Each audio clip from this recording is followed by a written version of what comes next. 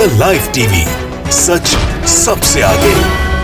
समीर वानखेड़े ने कैसे अपने पद और अपने ओहदे का गलत इस्तेमाल किया है, उसके परत दर परत खुलने लगी है। नवाब मलिक साहब ने एक एक परत खोल कर रख दी है, लेकिन इसी से बिलबिला उठे समीर वानखेड़े के पिता ध्यानदेव वानखेड़े पहली ही फुर्सत में हाईकोर्ट पहुंच गए। लेकिन हाईकोर्ट ने भी साफ साफ कह दिया है कि कैसे नवाब मलिक साहब के सारे सवाल और आरोप झूठे हैं, वो साबित करिए। आपका बेटा है एक सरकारी कर्मचारी और सरकारी कर्मचारी से सवाल पूछने का हक हर किसी को है। यानी तगड़ा झटका समीर वानखेड़े के पिता ध्यानदेव वानखेड़े को लगा है। नमस्कार, मैं हूं प्रज्वल गौतम और आप देख रहे हैं द लाइव टीवी।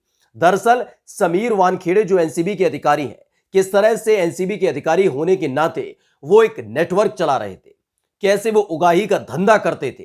पूरी एक गैंग खड़ी कर रखी थी जो मासूम लोगों को पहले फंसाती थी, गिरफ्तार कराती थी और उसके बाद ये नेटवर्क उगाही और वसूली में लग जाता था। तमाम चैट निकलकर सामने आई है, किस तरह से एक बड़ा हिस्सा समीर वानखेड़े तक पहुंचता था और बेनामी संपत्तियों का जिक्र तक इन आरोपों में था। इसी से बिलबिला जब उठे समीर वानखेड़े के पिता ध्यानदेव वानखेड़े, तो उन्होंने नवाब मलिक साहब पर मानहानि का दावा ठोक दिया।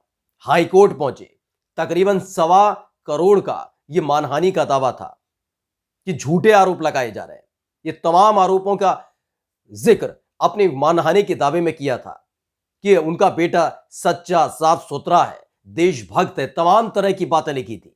लेकिन जब हाईकोर्ट में सुनवाई शुरू हुई तो पहली ही फुर्सत में हाईकोर्ट ने कह दिया है कि आपका बेटा सरकारी कर्मचारी है, उससे हर कोई सवाल पूछ सकता है। और दूसरी बात ये, कान खोलकर सुन लीजिए कि कैसे नवाब मलिक साहब की तरफ से किए गए ट्वीट जिनमें आरोप है वो गलत है, वो साबित करके दिखाइए। जी हां, आपको एक एक कर पूरी खबर बताते हैं। दरअसल सबसे पहले आपको वो दिखाते हैं जो खबर छपी है।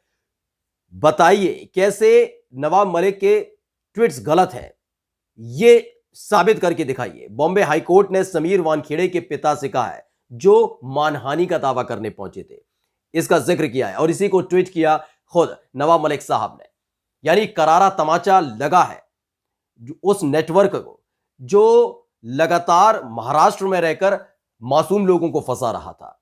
नवाब मलिक साहब ने परत दर परत खोल कर रख दी है कैसे समीर वानखेड़े एक नेटवर्क चला रहा था। लेकिन जब कमाई, उगाही, ये तमाम चीजों पर ब्रेक लगा तो समीर वानखेड़े के पिता यानी कि ध्यानदेव वानखेड़े सीधे हाईकोर्ट पहुंचे थे।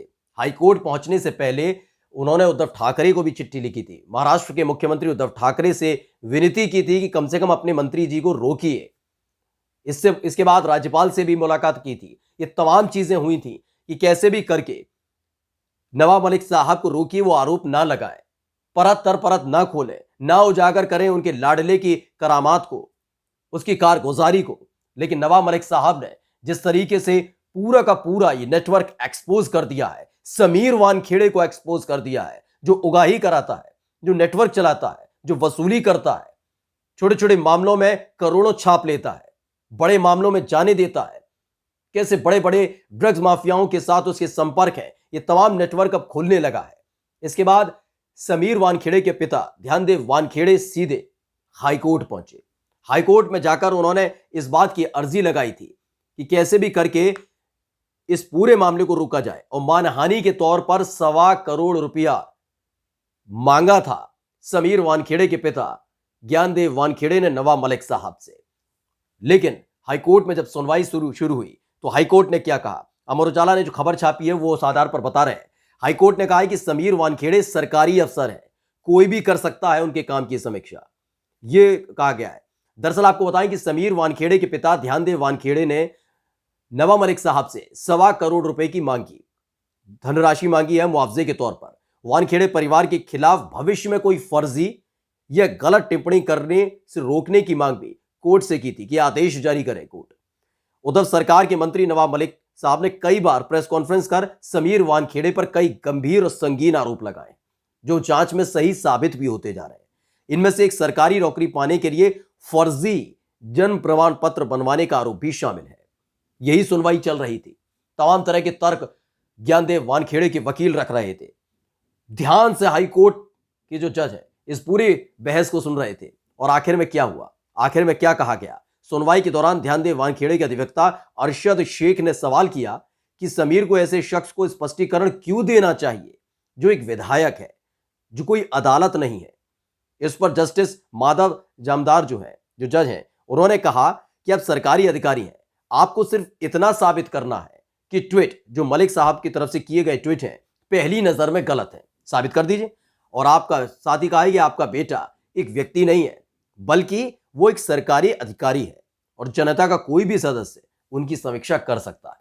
यानी करारा तमाचा हाईकोर्ट की तरफ से भी समीर वानखेड़े को लगा है। उनके पिता ने जो अर्जी डाली थी, मानहानि का दावा ठोका था, वो दावा पहले ही सिरे में खारिज कर दिया गया है कि सरकारी अधिकारी होने के नाते तमाम सवाल पूछने का हक न केवल मंत्री और विधायक के तौर पर नवाब मलिक साहब को है, बल्कि आम जनता भी उनसे सवाल पूछ सकती है।